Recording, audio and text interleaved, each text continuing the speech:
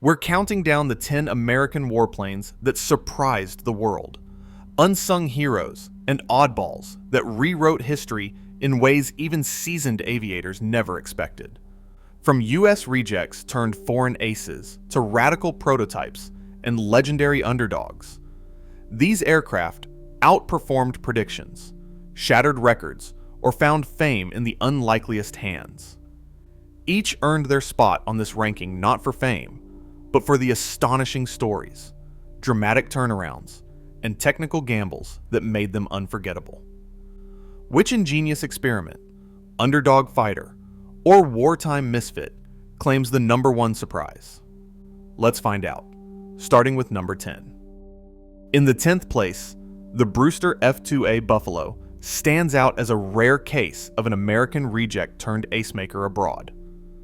Written off as obsolete by the US Navy, this squat, barrel-shaped fighter found a new lease on life in Finland, where 42 stripped-down B-239 variants were delivered just before the Soviet invasion.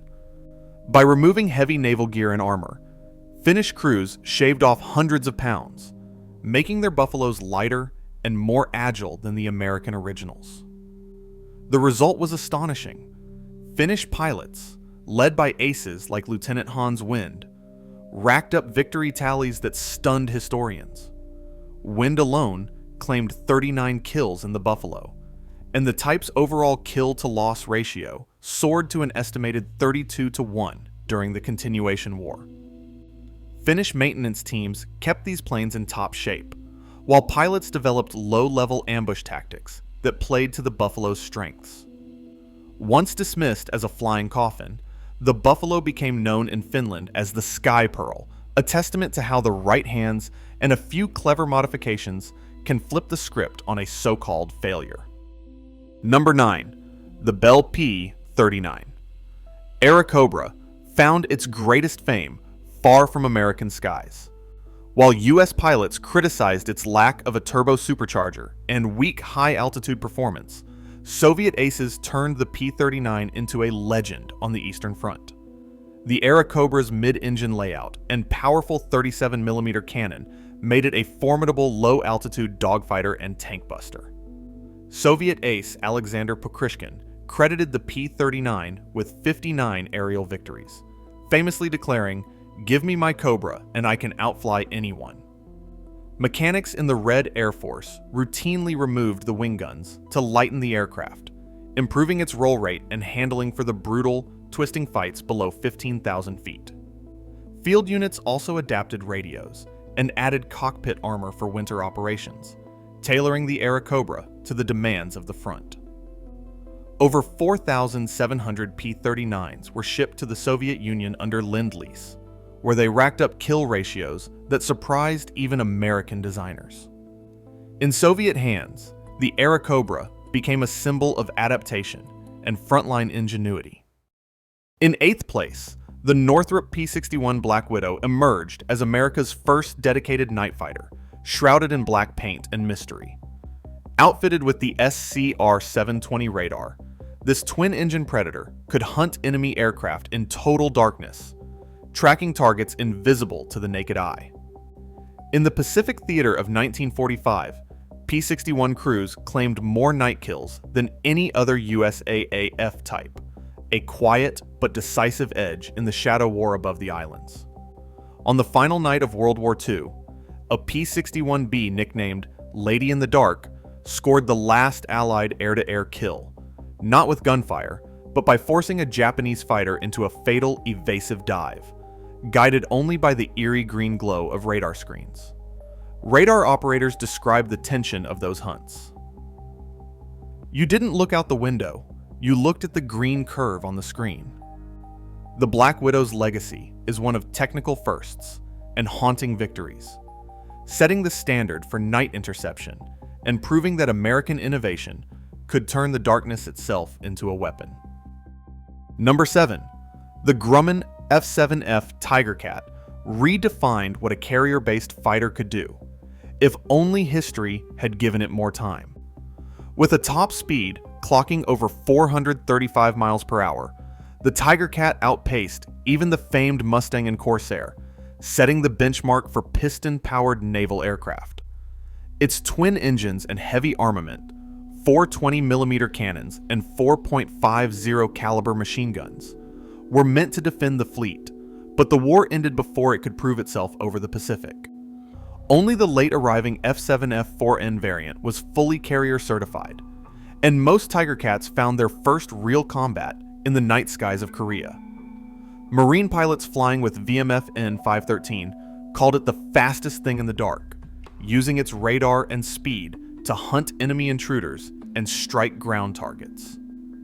One aviator recalled, "It let you get in and out of bad situations fast." After military service, the Tiger Cat's raw power and sturdy build found new life battling wildfires, dropping fire retardant across the American West. Fewer than 400 were built, but the Tiger Cat's blend of speed, strength, and versatility left a legacy that outlasted its short time in combat. A reminder of what happens when engineering gets ahead of history's clock. Number 6. The Douglas A-1 Skyraider carved out a legacy that few attack planes could match. Designed in the final days of World War II, this single-engine workhorse defied the jet age, flying combat missions from the late 1940s through the end of the Vietnam War. With a maximum payload of 8,000 pounds, more than a B-17 Flying Fortress could typically carry, the Skyraider delivered everything from bombs and rockets to rescue gear, often in a single sortie. Its secret weapon was endurance. Pilots could loiter over the battlefield for hours, circling low and slow to provide cover for troops or coordinate search and rescue. In Vietnam, the Skyraider's Sandy call sign became a lifeline for downed airmen. One of the war's most celebrated moments came in 1968, when Lieutenant Colonel William A. Jones braved enemy fire in a burning Skyraider to guide a rescue helicopter to a trapped pilot, earning the Medal of Honor for his actions. Survivors often said, "If I had to be shot down again, I'd want it to be with A-1s overhead." The Skyraider's rugged build, massive payload, and heroic record in saving lives secured its place as an unsung giant, outlasting jets and redefining what an attack aircraft could do. Ranked 5th, the Curtiss P-40 Warhawk became a legend far from home thanks to the American Volunteer Group, better known as the Flying Tigers. In the skies over China and Burma, pilots led by Claire Chennault rewrote the book on air combat, using hit-and-run tactics that played to the P-40's strengths. While many dismissed the Warhawk as slow and outdated, the AVG's disciplined boom and zoom attacks turned the tables on Japanese fighters, whose agility was no match for the P-40's diving speed and heavy firepower. Chennault's pilots avoided dogfights, instead striking from above and diving away before the enemy could react, an approach detailed in his memos and squadron diaries. The results stunned the world. The Flying Tigers claimed a 15-to-1 kill ratio against Japanese aircraft, a figure that, even if debated, underscored their impact. The P-40's iconic shark-mouth nose art became a symbol of American resolve, painted across the jungle airstrips of China and Burma. Pilots like Robert Neal credited the Warhawk's rugged build for bringing them home after fierce combat. More than just a machine, the P-40 became a cultural icon, proving that tactics, training, and teamwork could transform a so-called second-tier fighter into an enduring legend of World War II aviation. Number 4. The McDonnell XF-85 Goblin defied every convention of fighter design with its audacious mission. Serve as a jet-powered parasite, launched and retrieved mid-air from the bomb bay of a B-36 bomber. Barely the size of a family sedan, the Goblin packed a top speed of 650 miles per hour into a stubby, tailless frame and relied on a trapeze mechanism for both launch and recovery. No landing gear, no second chances. In 1948, test pilot Edwin Schoch faced the Goblin's greatest trial. After a turbulent flight, he attempted to hook back onto the mother ship, only to be battered by violent air currents. Schoch later described the ordeal as trying to land on a mattress in a hurricane. With the Goblin slamming against the trapeze, he was forced to break away and execute a risky belly landing in the desert, escaping with his life and the battered prototype. Despite its failure to enter service, the XF-85's radical concept exposed the extremes of Cold War innovation and the lengths engineers would go to protect America's strategic bombers. The Goblin stands as a symbol of high-risk experimentation, equal parts marvel and cautionary tale, marking a moment when the future of air combat seemed limited only by imagination and nerve. Number 3. The Convair XF-92A represents a turning point in American jet design. As the first U.S. aircraft to fly with a pure delta wing, it set out to answer questions that would define the next generation of supersonic fighters.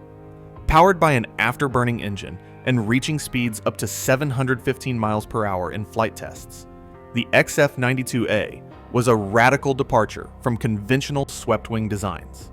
Its sharply triangular wings, inspired by German aerodynamic research and championed by engineers like Alexander Lippisch, offered low drag and remarkable stability at transonic speeds. Yet, the prototype was far from perfect. Test pilots, including Chuck Yeager and Scott Crossfield, described the XF-92A as difficult to handle, especially in high-speed turns where pitch-up and control loss became real hazards. NACA wind tunnel reports and technical memoranda from the early 1950s documented both the promise and the pitfalls of the Delta configuration. Engineers found that while the XF-92A excelled in high-speed, high-altitude flight, it struggled with low-speed handling and required design changes like wing fences to tame its quirks.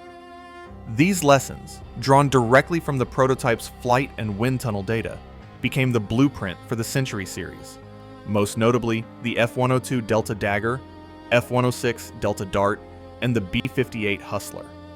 The engineering memos from Convair's team show a direct lineage, with each improvement in control surfaces and wing design traced back to the XF-92A's challenging but invaluable test program. Though it never entered production or combat, the XF-92A's quiet legacy is written in the DNA of America's iconic supersonic interceptors. Its influence, measured in technical breakthroughs rather than kill counts, marks it as the true grandfather of the Delta Wing fighters that followed, a testament to the power of experimental risk in shaping aviation history. Number 2. The Vought F4U Corsair began its career as a problem child of naval aviation, but soared to become a legend in two wars.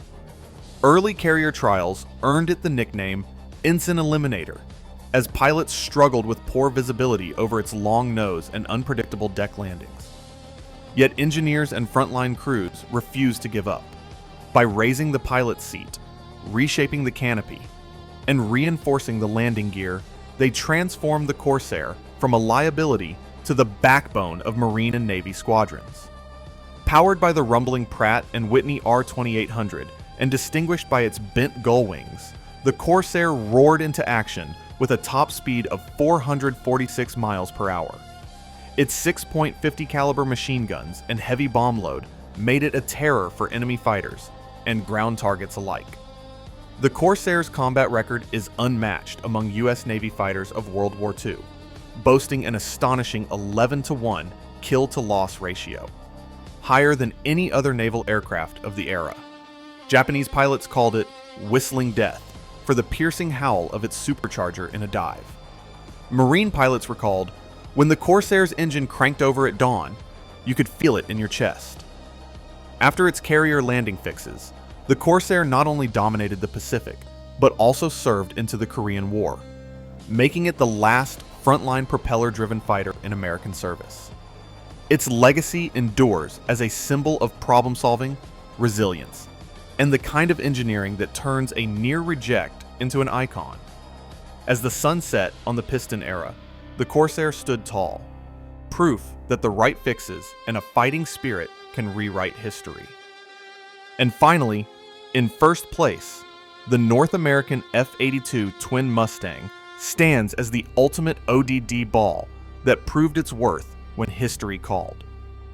Born from a need for ultra-long-range escort across the Pacific, This fighter joined two Mustang fuselages with a single wing and tail, creating a silhouette that pilots affectionately dubbed the Pregnant Guppy.